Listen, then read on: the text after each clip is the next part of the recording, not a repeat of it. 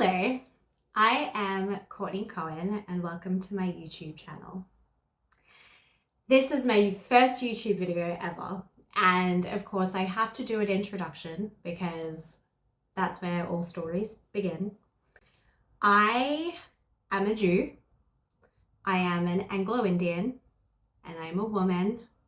I'm an Australian and I'm also an Israeli.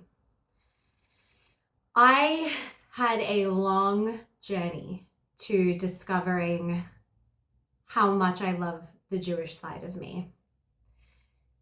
I was born in Melbourne, Australia, and I grew up knowing that I'm Jewish. It was always a part of my identity. So my mother was born in Calcutta in India, and she was raised as a Catholic Anglo-Indian. Her family decided to move to Australia in 1970, and then my father's family were originally from Poland as Ashkenazi Jews. And they had originally, after the Holocaust, gone to Israel. And they decided that they were going to try this faraway place, Australia, because a lot of the rest of the family had already moved here. And so that's how my father ended up in Australia. And they met when they were in their 20s. And my mother was still a Catholic. And they knew within 3 days that they were going to get married. But from that point onwards, it took a really long time to get to their wedding. So my mother began her Orthodox conversion through the Bet Din in Melbourne. And she always said that it was like a university degree. It takes about 3 years to do. It is intensive learning. And she was not allowed to reveal that she was in a relationship with my dad because you're not supposed to convert to get married. But my mother really went through so much to make sure that she would have Jewish children. She went through a lot of rejection because she was brown and she was converting to Judaism. And in Australia, it's a very Ashkenazi heavy Jewish society. And she experienced both the rejection and kind of the racism of it. It was the 80s as well. And she stuck to it and she completed her conversion and she ended up marrying my dad.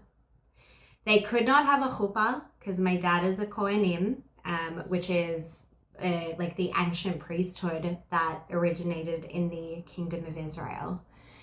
And so Kohanim are not allowed to marry converts.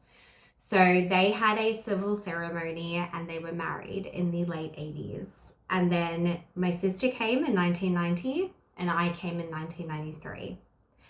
And we were both born fully halakha Jewish. And halakha means that by Jewish law, we are considered to be Jewish.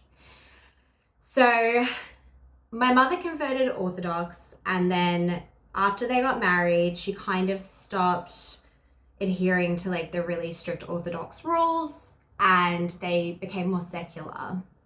But they chose to send me and my sister to one of the most religious Jewish schools in Melbourne, Beth Rivka.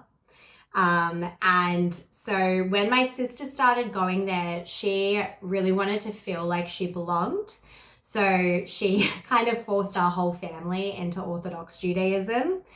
And we were observant for several years. So we would go to the synagogue every Saturday, every holiday. We were very involved in the synagogue community. My mother would dress quite religiously and my dad would be wearing his kippah. And we were as strict as you can be, really. Like we had kosher drawers, we had meat drawer and dairy drawer because in Judaism you can't have meat and dairy together. And we did all the big holidays as like a massive family situation. We were very observant. And then my parents started kind of having problems when I was about 8 years old. My sister became really rebellious, and we kind of dropped off that Orthodox identity we had assumed. And we went through a lot of like turbulent family struggles from that point onwards.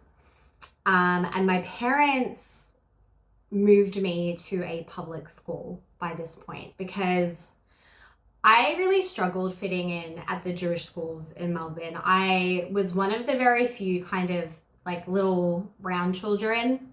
Some people wouldn't consider me brown, but by Australian standards, I'm definitely not a white person. And I never felt like I really belonged. I was chubby, I was Indian, I was Jewish, and I felt like my identity was very complicated to a lot of people. And they were children, so I'm not really sure they understood that extent of it, but I do feel like I really didn't fit in very well.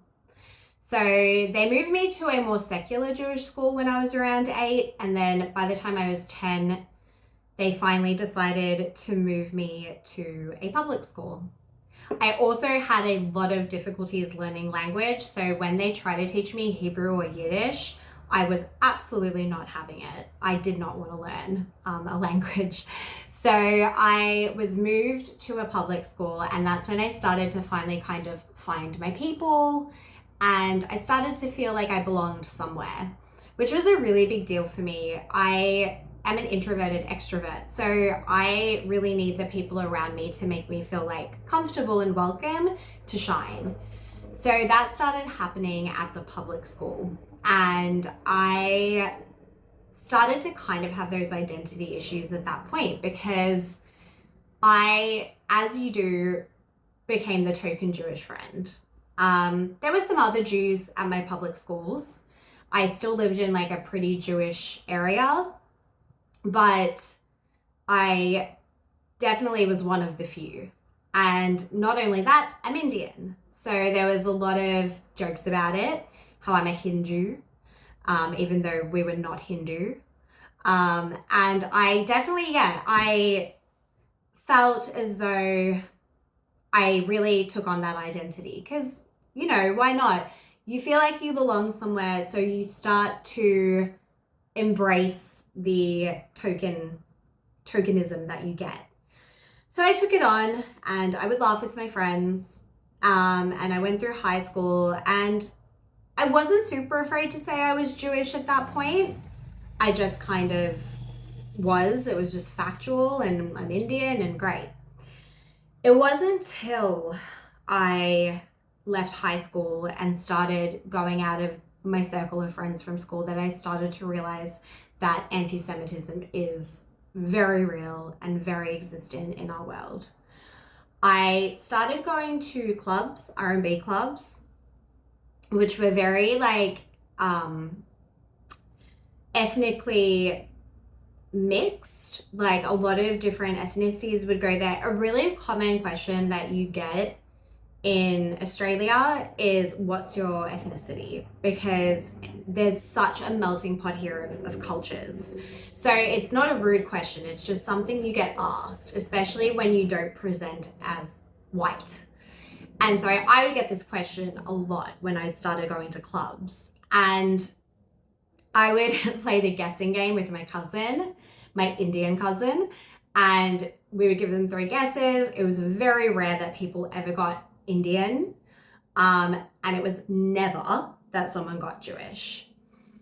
But I started to realize that being Jewish was not a popular answer to give. I gave it to a couple of people. One of them yelled Free Palestine in my face when I said I was Jewish.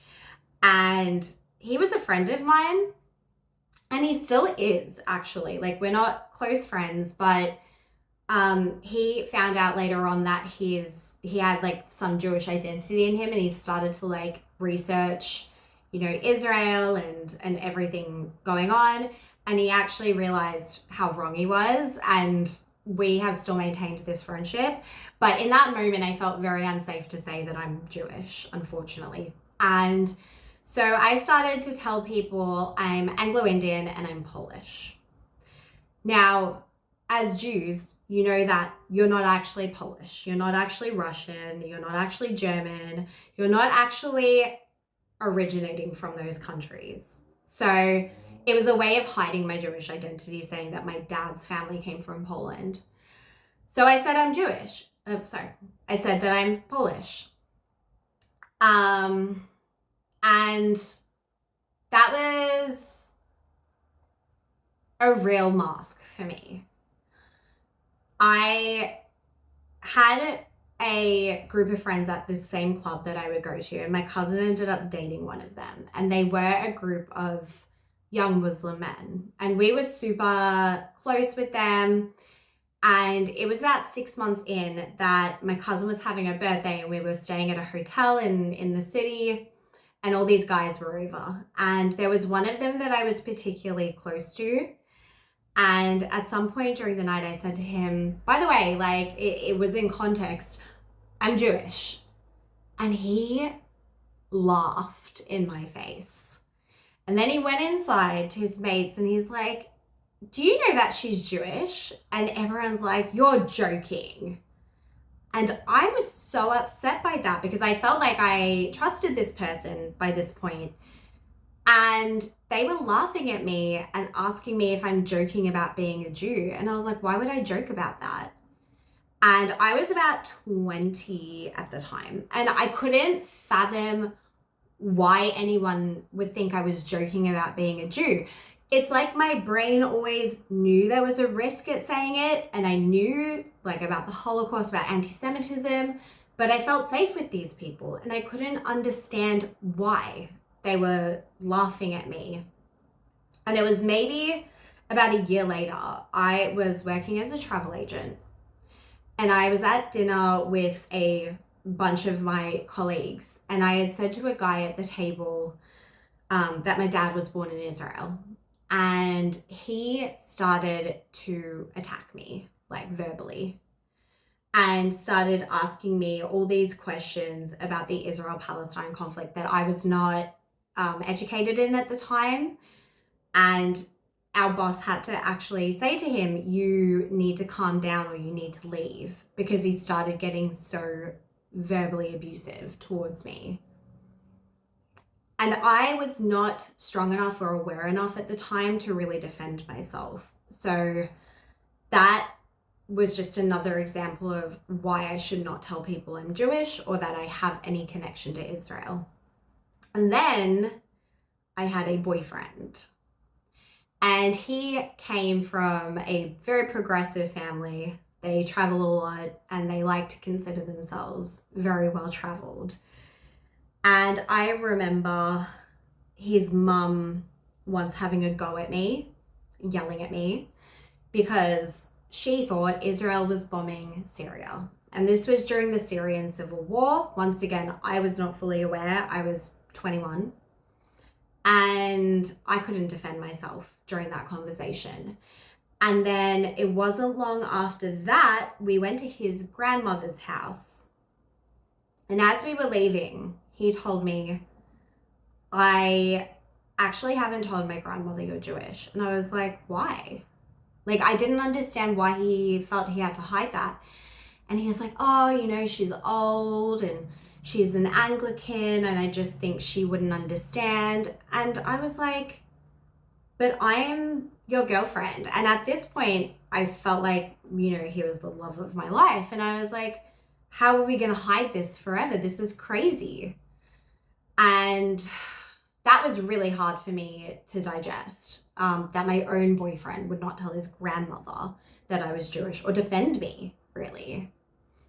So it wasn't long after this, my mother had been diagnosed with advanced breast cancer when I was 16.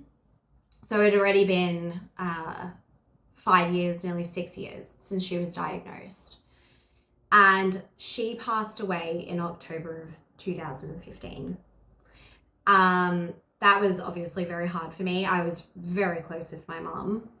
But at this point, my Jewish identity was like quite a minimal part of me because I had just heard so many bad things from people that I didn't feel proud of it. I felt scared of it.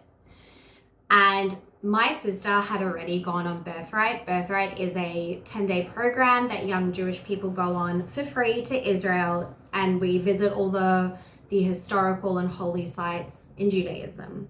So my sister had already done that a few years earlier, and she'd been begging me for years to apply for it. And I was far more removed from Judaism than my sister was. I had this kind of shame and this fear and this feeling of rejection in me that I didn't feel like I belonged in the Jewish community in Australia, and I didn't feel like people accepted me outside of the Jewish community for being Jewish. And so I was really not keen, I guess, on going to Israel. I was very whatever about it. I was like, I don't know, what do I have to do in Israel?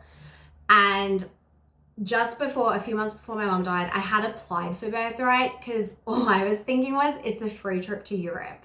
I get flown to Israel, and then all I have to do is pay for a flight to Europe after Birthright. And I applied for it, very whatever. I was really hesitant to go because I just didn't understand much, and I didn't really ever believe that I could be so accepting of myself in the way that I could proudly identify as Jewish to people. It was something that really, all these experiences really shaped who I was as a Jewish person. And that was, it's better to not identify as Jewish. It is safer to not identify as Jewish. So Israel for me just felt complicated. It just felt like I was adding another piece of this Jewish puzzle that felt too complicated for me. So my mother died in October 2015. And 1 week after she died, I was packing up her house. I was 22. And my parents had been divorced at this point for like nearly 10 years. And I was packing up her house, and I remember getting this call. I was going to a shopping center, and I get a call, and it's Birthright. And they said, someone has dropped out of the program and your name is next on the list. Are you going to be available to go to Birthright in December? And I'm standing there thinking, I have nothing else to do right now. Like, my mother just died. I wasn't supposed to get on this trip. And what else am I doing with my life? I'm 22, feeling really vulnerable, really lost, really just feeling like I needed to get away. And I was like, perfect, take me to Birthright. So there I went.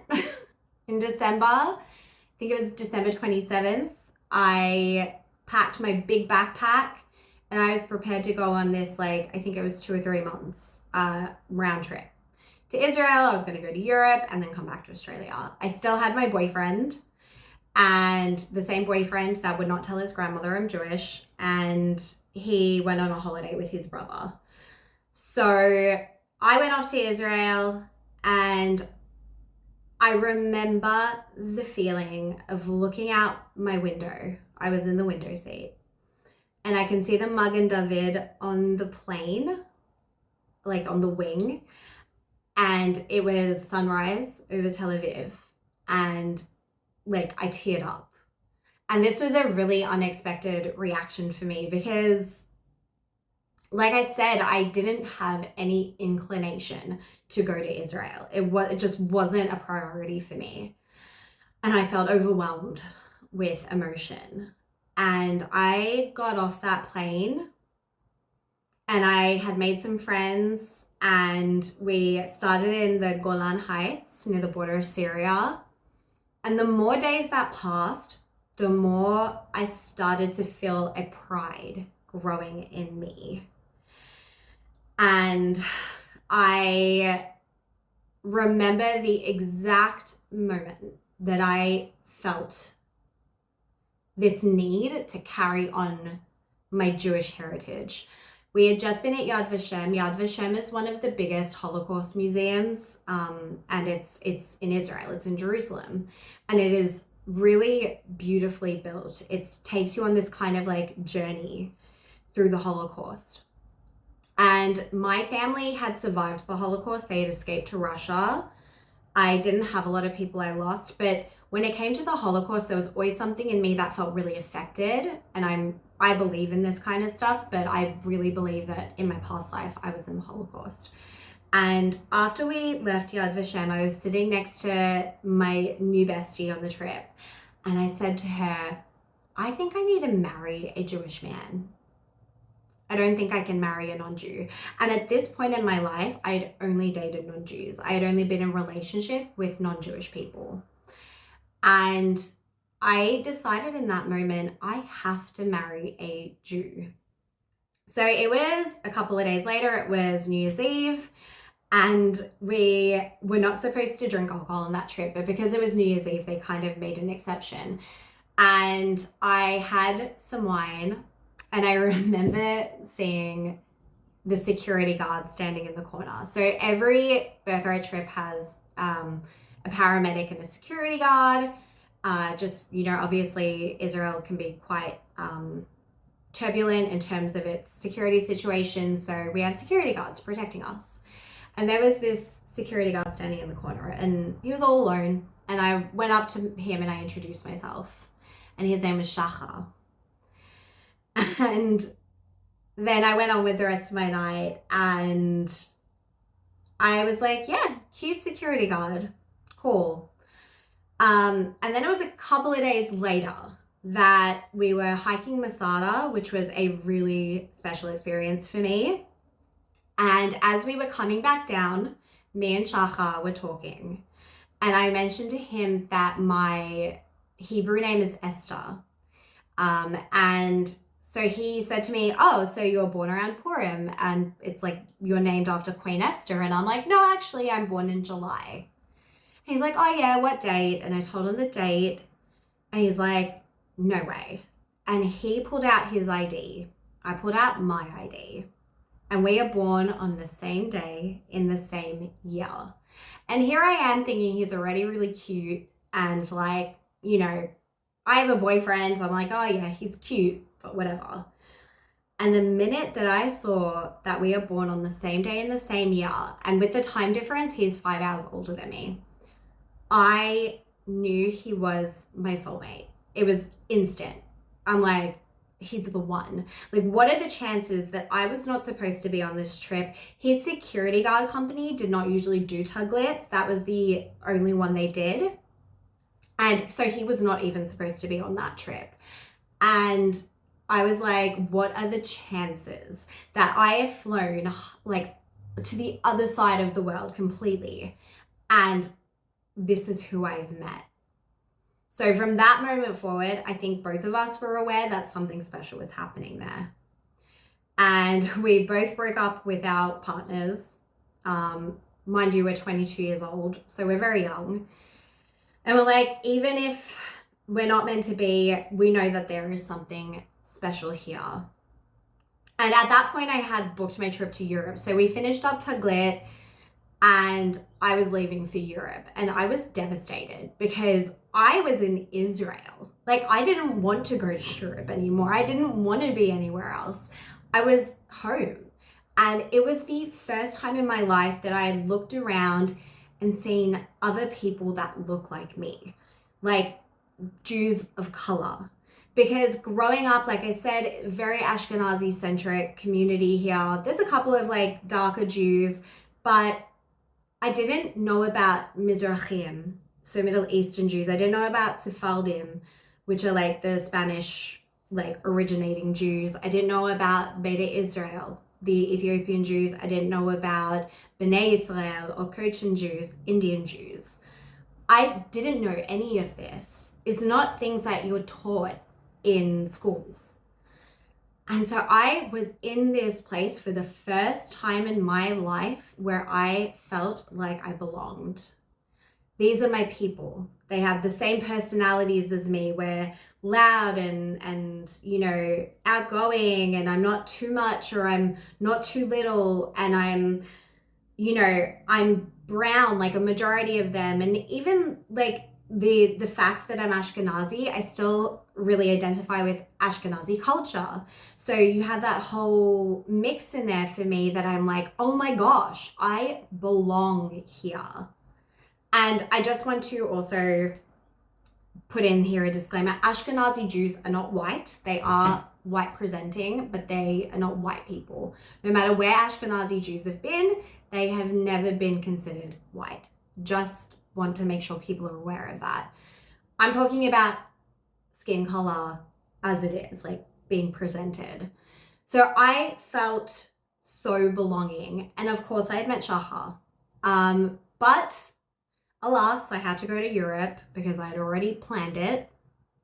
And Shahar came and met me in Berlin, which was really cool. It felt like this like really magnificent moment where these two Jews like meeting in this place that was once so toxic for us, and we were falling in love. And so I felt really monumental. I did go back to Israel earlier than I had anticipated, where I stayed with Shahar and his family. Like we literally had known each other for like a few months, and I stayed with his family. And it felt really healing for me. I had just lost my mom. I had always had these like identity issues growing up, and I was finally in a situation where I felt like I belonged. And at that point, I knew I wanted to make Aliyah. So making Aliyah means you move to Israel. You have the right of return as a Jewish person to your indigenous homeland, which is Israel. And I knew that Shahar wanted to go on his post-army trip. So it's really common for Israelis to go on something called a post-army trip. They go to usually South America or India, Asia. Shahar wanted to go to India. And once again, I'm like, my mom is dead. I have some savings. I have nothing else I'm living for right now. I'll come to India with you. So I flew back to Australia on my return flight, and I booked that India trip. And then 6 weeks later, in May, we met in India. And from that moment onwards, the most we've been apart in nearly 10 years is like 2 weeks. And we began our journey in India. And I got to discover the other side of me, which is like that Anglo-Indian side of me. I saw where my mom grew up. And not only that, but we were traveling in Manali about 2 months into our journey, and we were with my sister, and my sister found this tiny street dog. He was a puppy, and there's a lot of street dogs in India. So we picked him up, and my sister was going to originally keep him, but she had to leave India. So we said we were going to look after him. And within a couple of months, he was ours, and we knew we were going to keep him. And we named him Jalebi because my mom's favorite Indian dessert and my favorite Indian dessert were jalebis. So we named him Jalebi, and we traveled all over the north of India with him and back to Delhi, where we organized to put him on a plane and send him to Israel. And then we came back to Australia for 8 months. So Shahar's parents looked after Jalebi for us as he was growing up. And we came back to Australia for 8 months, and I made Aliyah to Israel. And that is where I'm going to leave you with my first part of this story. And the next story I will tell you is how I ended up finding my way back to Judaism, how I found my way back to God, essentially. All the trials and tribulations that we've had to go through.